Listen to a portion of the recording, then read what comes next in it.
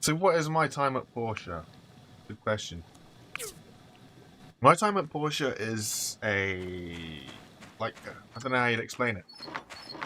So, long story short, you end up on this little island called Portia, and you used to grow up here, or your family used to grow up here.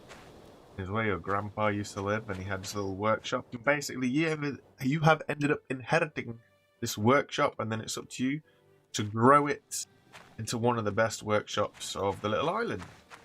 Now, what this means is you've got to do little missions for people, and then you basically expand and grow, and you earn money, and yeah, you basically just keep developing. It's a looting, resourcing, crafting kind of game. And it's kind of interesting. Quite like it. Still learning it. I basically picked up the demo, and I really enjoyed the demo, and we went from there. Really, I ended up buying the entire full game, and it was quite cheap, realistically speaking. In terms of a lot of games out there, they're around that kind of £20 mark, or sort of $20 upwards. This was only like 10 quid, so probably was that like between $9 and $11, something like that. Honestly, not bad. For the size of the game, it's a pretty decent little game. It does offer enough to keep you going.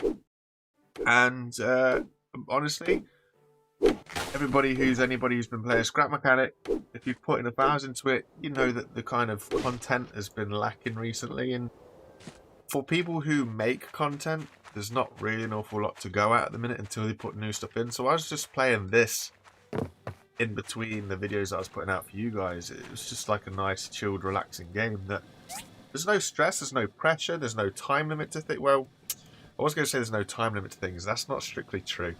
You have missions and there's time limits to the missions and stuff. And there's a lot of interactable characters within this island.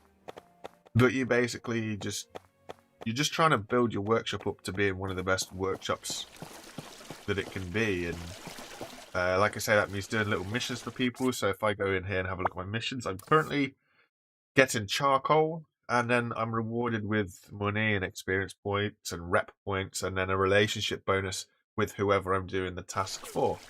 Now, the relationship bonus has its perks in itself, because the better your relationships are with certain people, the different positives that can come your way. So, for example, there is certain places where you have to buy specific things from in order to craft better tools. So, for example, if I want to craft a better axe, if I want to craft this iron axe here, I need this tool kit that's an upgrade kit. Now, these are quite expensive, depending on there's like a little ecosystem of money in the game. So prices will go up, prices will come down. If you get the price on a bad day, these little upgrade kits can be really expensive. If you get a good relationship with the shopkeeper, you can get up to 25% off.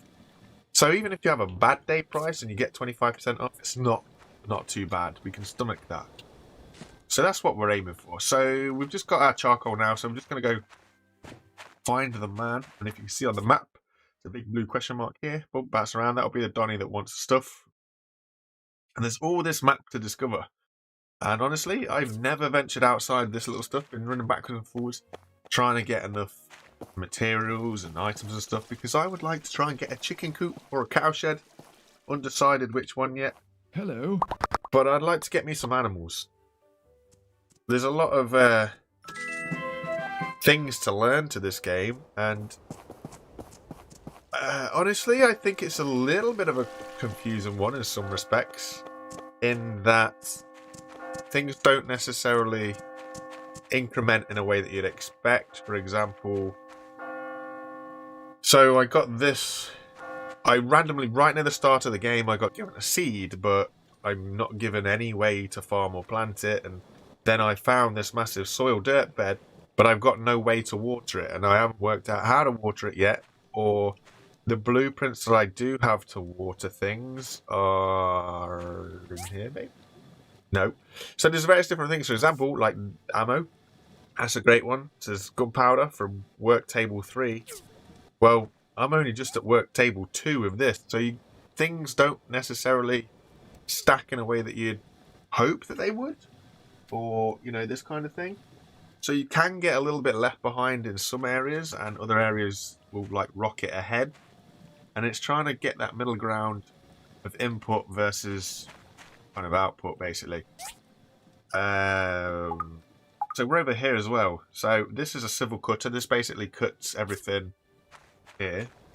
So this will cut certain bars and stuff into plates. So if I get a copper bar, I can put it into copper plates. But I've also managed to do some research that has unlocked this one, the industrial cutter. But if we look at this, it says I need grinding blades and all this sort of stuff. And some of this sort of stuff you have to mine to get. And I'm just going to go off to the mine any minute. Because the mines are an interesting place. They are. You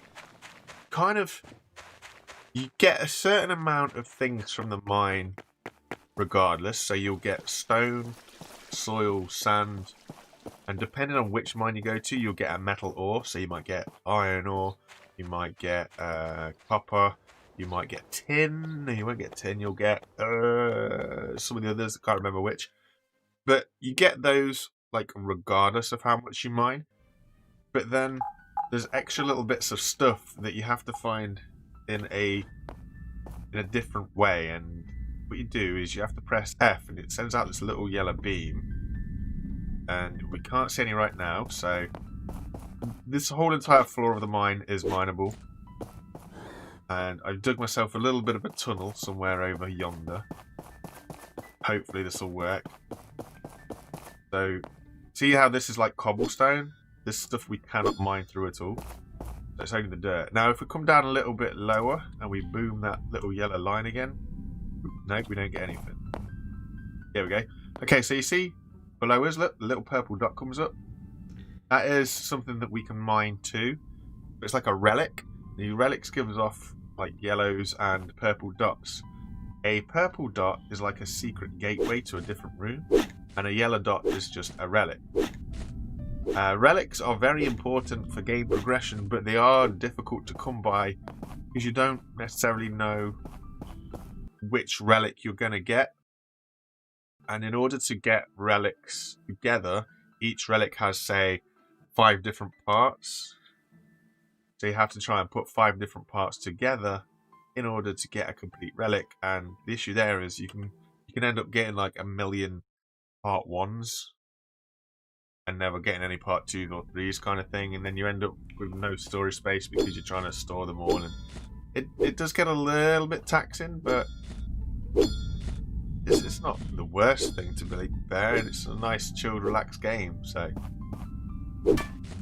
we'll just chip away and see what we can end up with. I don't know when the game is set. I don't know what kind of era the game is set in, but they have data discs, or CDs to you and me, if you're old enough to know what a CD is, because we're onto different media again.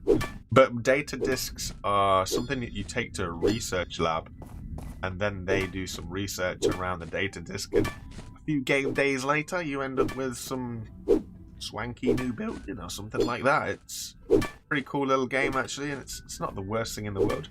I quite enjoy it. Like I say, I'm playing it on the downtime. And just to relax too, it's not too stressful or anything like that. It's a nice steady paced game, and in all fairness, you can lose hours to this. You really can lose hours to this and not really have a clue what's going on. It's relaxing as anything, but I know it's a little bit different to the usual stuff that we play over here. Like I say though, at the minute, scrap mechanics just kind of slowing down a bit. Because Survival has just come out this year, Creative, for those who don't know, Creative has been out for a very long time. I think it's like 4 years that Creative has been kicking around. So there's a lot of content that's already out, it's already there. So for creators, it's a little bit stagnated, I think is the best way to explain it. It's just kind of easing up a little bit. Until they come out with new stuff, it's going to be interesting.